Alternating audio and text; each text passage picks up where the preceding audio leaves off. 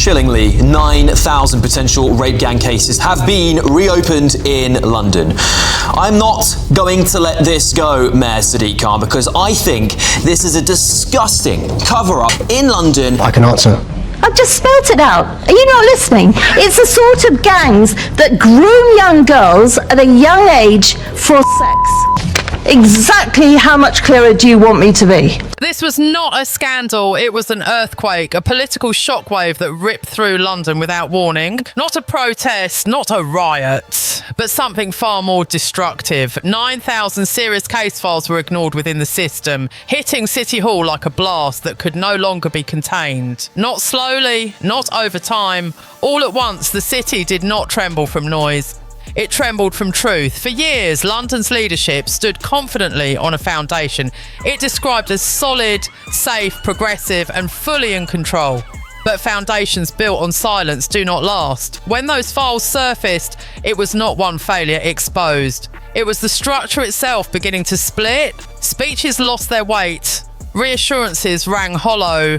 Promises of vigilance collapsed under scrutiny. This was no longer politics, it was a moral reckoning. And as City Hall absorbed the shock, one familiar figure stepped forward, not with power, not with authority, but with a question sharp enough to cut through years of silence. When the ground finally gave way, one truth became unavoidable. The image was protected, accountability was not. After the impact came the calm. Inside City Hall, there was no rush to the microphones, no emergency statement, no late night address, no sense of alarm. Offices opened, meetings continued. The machinery of government carried on as if nothing fundamental had changed.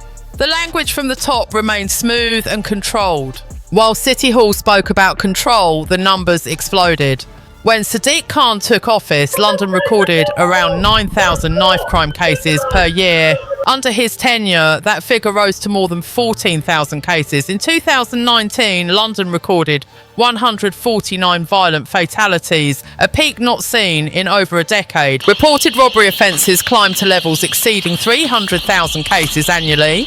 Sexual offences exceeded 60,000 cases per year. Violence did not disappear, it erupted. This means that every 2 minutes a serious violent incident occurs. Thousands of victims were pushed into a system that was already overwhelmed. Fewer arrests, fewer convictions, an increasing number of cases left unresolved. This was not an unusually bad year, this was many consecutive years of escalating harm. While speeches promised safety, the streets responded with numbers. While press conferences reassured the public, the number of deaths and total crime continued to rise. By the time alarms were sounded, the damage was no longer hypothetical, it was measurable, it was recorded. And it happened during his tenure. And as time passed, the gap between official reassurance and public unease widened into something impossible to ignore. The silence did not break from within the system, it broke on television. Nigel Farage did not arrive claiming authority, he did not present himself as an investigator.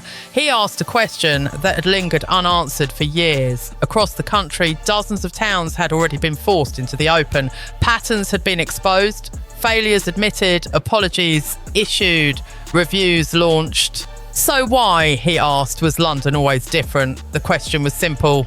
Direct, impossible to misunderstand.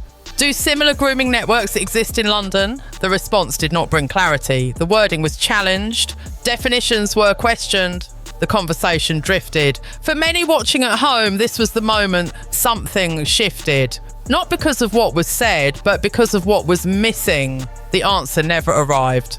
Farage pressed again. Not with accusations, but with comparison. If these crimes had been recognised elsewhere, why would London be immune?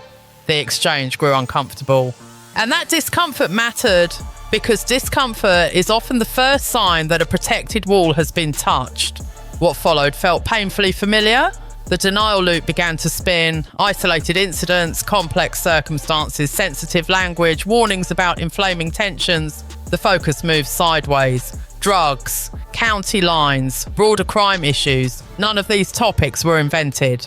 But none of them addressed the core issue. This was not confusion, it was deflection. A method refined over time, delay, reframe, minimise. Not an outright refusal, but a slow draining away of urgency. This was no longer about one interview, it was about a system designed to absorb pressure without changing course. A system trained to manage risk, especially reputational risk. The priority was not resolution, it was containment. Then voices from inside the system began to surface. Former officers described investigations that quietly stalled. Reports that went upward and never returned. Lines of inquiry described as too sensitive, too complicated, or best left alone. Cases involving children did not disappear. They stopped moving, files gathered dust. Time passed, victims grew older. Specialist units were reduced. Proactive policing gave way to reactive response. By the time action was taken, damage had already been done. This was not about missing information, it was about missing permission. The system knew enough. What it lacked was the willingness to act when action carried consequences. At that moment, one warning carried undeniable weight. Maggie Oliver, who helped expose the failures in Rotherham, recognised the pattern immediately. Her message cut through the noise. Denial does not protect communities. It protects institutions. She had heard these words before. She had watched them delay justice before. She had seen what silence does over time. Years pass. Trust erodes. Damage deepens. London, she warned, was not unique. It was repeating a mistake the country had already sworn never to repeat again. Different city, same logic. That comparison landed heavily, especially with older viewers who remembered how long earlier scandals had been ignored. Outside City Hall, the mood began to change. Parents asked questions they had never expected to ask. Grandparents spoke quietly of losing faith in institutions they once trusted. Survivors shared stories they had kept buried for decades. The media tone hardened. Gentle language gave way to sharper questions. What had once been dismissed as divisive could no longer be avoided. This was no longer politics, it was personal. For many watching, the moment felt familiar. They had seen this cycle before. Promises of reform, quiet reviews, limited accountability. What cut deepest was not anger, it was disappointment. The sense that stability had been valued more than protection, that calm appearances had mattered more than uncomfortable truths. Once that feeling took hold, it did not fade. At this point, the story no longer belonged to politicians or broadcasters. It belonged to the system itself. This was not about blame for its own sake. It was about priorities. When a system fears controversy more than harm, something fundamental has failed. When image management outweighs intervention, protection becomes selective.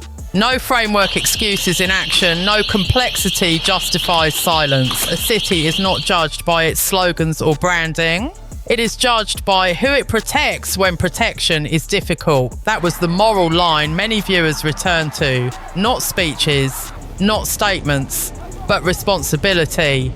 There is one principle that must never be negotiated. The safety of children comes first. Not image, not political stability, not institutional comfort. When systems forget that, trust collapses. And once trust is lost, it is rarely rebuilt. This story is not about one man or one interview. It is about how power is exercised and what happens when difficult questions are postponed for too long. London now faces that reckoning. So does every system watching closely, because progress without accountability is not progress at all. And when the image is protected but responsibility is not, the truth always finds a way to surface.